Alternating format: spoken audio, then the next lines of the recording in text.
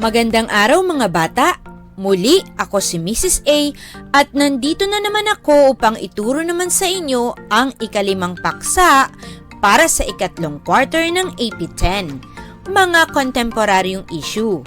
Ang ikalimang paksa ay pinamagatang, tugon ng Pandaigdigang Samahan sa Karahasan at Diskriminasyon.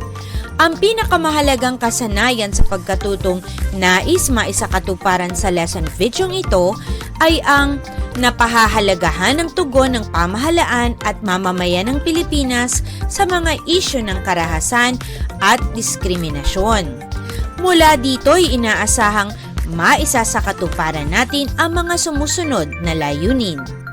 Una, natutukoy ang naging tugon ng Pandaigdigang Samahan sa karahasan at diskriminasyon. Ikalawa, na ilalahad ang mga prinsipyo ng Yogyakarta. At ikatlo, napahahalagahan ng gampanin ng mga kalalakihan sa kampanya ng heforshe.org. Kaya naman, inaanyayahan ko ang lahat na maupunan ng maayos, ihinto ang anumang ginagawa, makinig ng mabuti, at ihanda na ang kwaderno at panulat para sa pagtatala ng mahahalagang konseptong ituturo ng lesson videong ito. Handa na ba kayo? Simulan na natin ang pagtuklas sa tugon ng Pandaigdigang Samahan sa karahasan at diskriminasyon.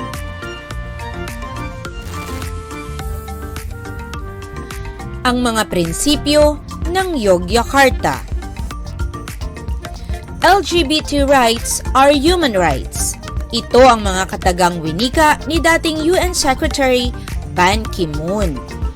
Sa patuloy na hayagang pakikilahok ng mga LGBT sa lipunan, patuloy ring lumalakas ang kanilang boses upang tugunan ang kanilang mga hinaing tungkol sa di pantay na pagtingin at karapatan.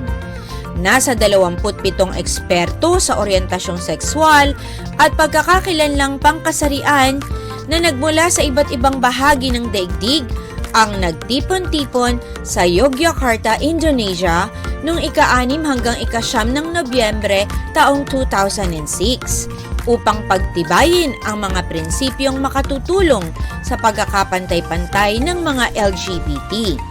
Ito ay binubuo ng 29 na prinsipyong nakaayon sa Pandaigdigang Batas ng mga Karapatang Pantao o Universal Declaration of Human Rights o UDHR at ilang mga rekomendasyon. Ito ang mga prinsipyo ng Yogyakarta. Ang unang prinsipyo ay ang karapatan sa universal na pagtatamasa ng mga karapatang pantao. Lahat ng tao ay isinilang na malaya at pantay sa dignidad at karapatan. Bawat isa, anuman ang oryentasyong sexual at pagkakakilanlang pangkasarian, ay nararapat na ganap na magtamasa ng lahat ng karapatang pantao. Ang ikalawang prinsipyo naman ay ang mga karapatan sa pagkakapantay-pantay at kalayaan sa diskriminasyon. Bawat isa ay may karapatang magtamasa ng lahat ng karapatang pantao nang walang diskriminasyong nag-uugat sa oryentasyong sexual o pagkakakilanlang pangkasarian.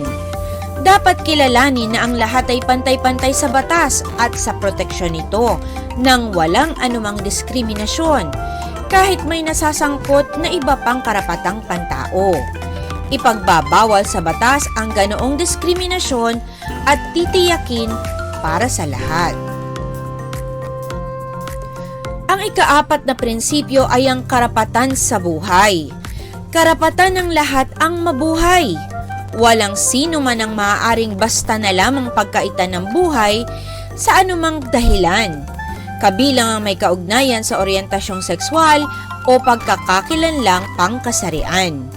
Ang parusang kamatayan ay hindi ipapataw sa sino man dahil sa consensual na sexual activity ng mga taong nasa 8 gulang o batay sa oryentasyong sexual o pagkakakilanlang pangkasarian. Ang ika-12 prinsipyo ay ang karapatan sa trabaho. Ang lahat ay may karapatan sa disente at produktibong trabaho sa makatarungan at paborableng mga kondisyon sa paggawa, at sa proteksyon laban sa disempleyo at diskriminasyong nag-uugat sa oryentasyong sexual o pagkakakilanlang pangkasarian. Ang ika-16 na prinsipyo, ang karapatan sa edukasyon. Ang lahat ay may karapatan sa edukasyon nang walang diskriminasyong nag-uugat at sanhi ng oryentasyong sexual at pagkakakilanlang pangkasarian. Ang ika-25 prinsipyo, ang karapatang lumahok sa buhay pampubliko. Bawat mamamayan ay may karapatang sumali sa mga usaping publiko, kabilang ang karapatang mahalal. #HeForShe. Ang HeForShe.org ay isang pinag-isang kampanya ng UN Women para sa pagkakapantay-pantay ng kasarian. Ang UN Women ay isang ahensya ng United Nations para sa pagkakapantay-pantay ng mga kasarian at sa ikabubuti ng mga kababaihan. Ang HeForShe.org ay naglalayong isama ang kalalakihan sa laban sa di pantay na pagtrato sa mga kababaihan at para sa karapatan ng mga kababaihan. Noong ika-20 ng Setyembre taong 2014, sa punong tanggapan ng United Nations, pinangunahan ni Emma Watson ang isang kampanya para sa HeForShe.org.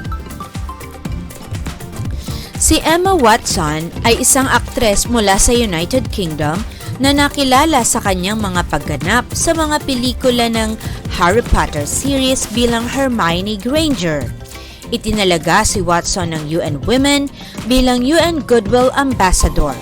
Pinangunahan niya ang kampanyang HeForShe. Tunghayan natin ngayon ang bahagi ng naging talumpati ni Emma Watson nang ilunsad ng UN Women ang HeForShe. Today, we are launching a campaign called HeForShe.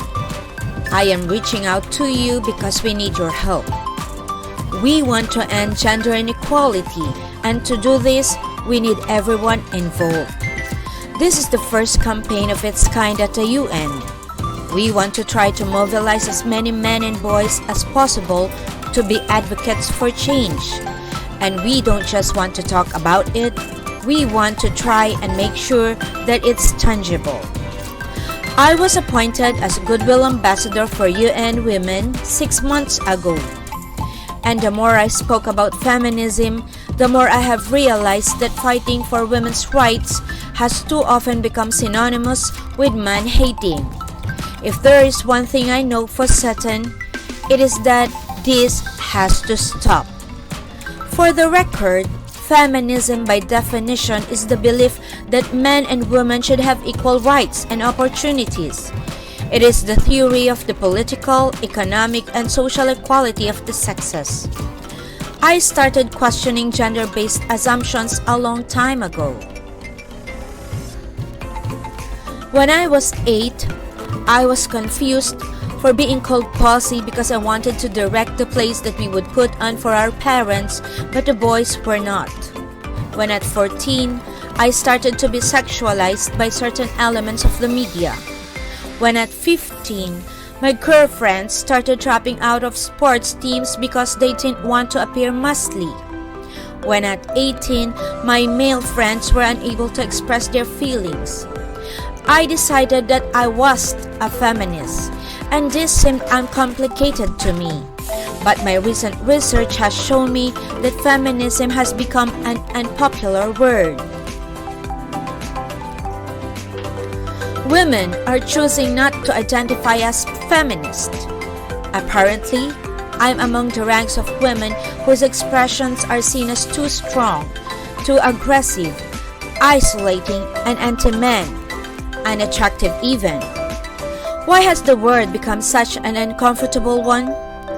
I am from Britain, and I think it is right that I am paid the same as my male counterparts. But sadly, I can say that there is no one country in the world where all women can expect to see these rights. No country in the world can yet say that they have achieved gender equality. These rights I consider to be human rights, but I am one of the lucky ones. We don't often talk about men being imprisoned by gender stereotypes, but I can see that they are, and that when they are free, things will change for women as a natural consequence. If men don't have to be aggressive in order to be accepted, women won't feel compelled to be submissive. If men don't have to control, women won't have to be controlled. Both men and women should feel free to be sensitive. Both men and women should feel free to be strong. It is time that we all perceive gender on a spectrum instead of two sets of opposing ideals. If we stop defining each other by what we are not and start defining ourselves by who we are, we can all be freer, and this is what he for she is about. It's about freedom. I want men to take up this mantle so that their daughters, sisters, and mothers can be free from prejudice, but also so that their sons have permission to be vulnerable and human too, reclaim those parts of themselves they abandon, and in doing so, be a more true and complete version of themselves. You might be thinking, who is this Harry Potter girl and what is she doing speaking at the UN? And it's a really good question. I've been asking myself the same thing.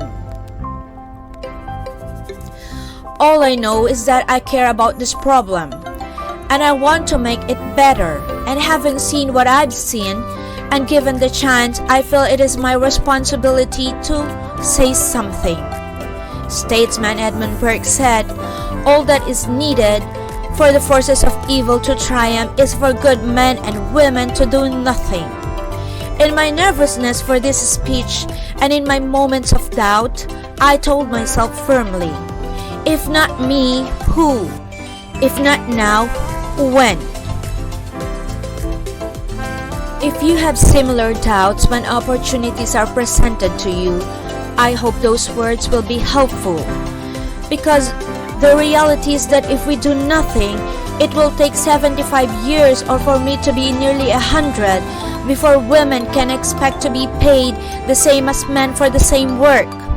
15.5 million girls will be married in the next 16 years as children. And at current rates, it won't be until 2086 before all rural African girls can have a secondary education.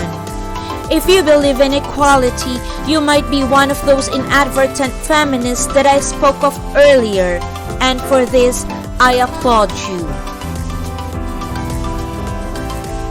We are struggling for a uniting word, but the good news is that we have a uniting movement. It is called He for She.